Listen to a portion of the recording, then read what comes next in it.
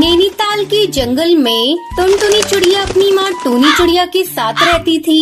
उसके पिता की मौत बचपन में ही हो गई थी। तब टूनी चिड़िया ने टुनटुनी को माँ और बाप दोनों का प्यार दिया। टुनटुनी अब बड़ी हो गई थी और उसकी शादी की चिंता टूनी चिड़िया को सताने लगी। एक दिन जंगल का मुखिया कड़कनाथ कौआ टूनी चिड़िया के घर आता है। कहो भाभी, कैसे हो? सब कुछ बढ़िया चल रहा है ना? मुखिया जी आप बताइए, कहिए कैसे आना हुआ? तुम्हारी बिटिया के लिए रिश्ता लेकर आया हूँ। शहर में मेरी मौसी का बेटा है। तुम कहो तो बात आगे बढ़ाऊं। वैसे आजकल मौसी मेरे पास आई हुई है। कल उनका बेटा भी आने वाला है। तुम चाहो तो कल ही टुनटुनी को दिखा देते हैं। ठीक है मुखिया जी, एक न एक दिन बेटी को विदा तो करना ही है। अगले दिन मुखिया की मौसी चंपा कौवी और उसका बेटा कालू टुनटुनी को देखने आते हैं। बहन जी, मुझे तो टुनटुनी पसंद है। बस मेरा बेटा हाँ कह दे, फिर लेन देन की बातें भी हो जाएंगी। थोड़ी देर तक कालू टुनटुनी से बात करता है और फिर अपनी हामी भर देता है। मुबारक हो बहन जी, अब आपकी बेटी मेरी हुई। लेकिन दहेज में मुझे 2 लाख रुपए नगद चाहिए। मेरा बेटा अपने काम को आगे बढ़ाना चाहता है, इसमें पैसे तो लगेंगे ही। वैसे भी मैं आपसे बहुत थोड़ा दहेज मांग रही हूँ। आप लोग गांव के हैं और हम लोग शहर के। शहर में शादी करने के लिए बहुत सारा दहेज देना पड़ता है।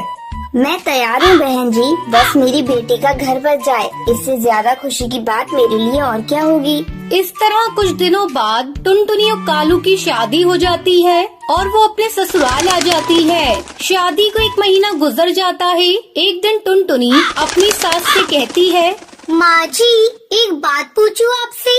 मेरी शादी हुई 1 महीना गुजर गया, पर ये रात को कभी घर पर रुकते ही नहीं है। आखिर इनका ऐसा कौन सा काम है जिसे वो दिन में नहीं कर सकते? मेरा बेटा कौन सा काम करता है, इससे तुझे क्या मतलब? बस तू खाने और घर संभालने से मतलब रख। ज्यादा दिमाग चलाया मत कर। ये गांव नहीं शहर है, यहाँ दिन और रात एक समान काम होता है। टुनटुनी अपनी सास की बातें सुनकर चुप रह जाती है। उसे नहीं पता था कि उसका पति शहर में किसी और चिड़िया से शादी करके उसे धोखा दे रहा है।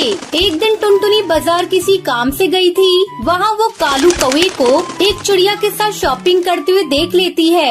अरे ये तो मेरे पति कालू जी है, और इनके साथ ये चिड़िया कौन है जिसे ये शॉपिंग करा रहे हैं? लेकिन मेरे लिए तो इनके पास थोड़ा भी समय नहीं है। टुनटुनी तुरंत अपने पति के पास जाती है। अरे कालू जी, आप और यहाँ ये कौन है? इनसे मेरा परिचय तो कराइए। मैं इनकी पत्नी हूँ और आज मेरे पति देव मुझे शॉपिंग करा रहे हैं। लेकिन इनकी पत्नी तो मैं हूँ और मेरी इनसे शादी हुई है। क्या बकवास कर रही है? मैं तुझे नहीं जानता। चलो जाओ यहाँ से।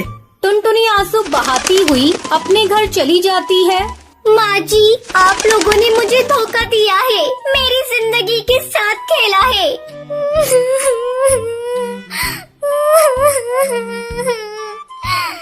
तभी कालू कौवा भी घर चला आता है। माँ, अब इस गवार का कोई काम नहीं, हम आज ही इसका काम तमाम कर देते हैं। दोनों माँ बेटे मिलकर टुनटुनी को एक नदी में ले जाकर फेंक देते हैं। बचाओ बचाओ, मैं डूब जाऊंगी, मुझे तैरना नहीं आता।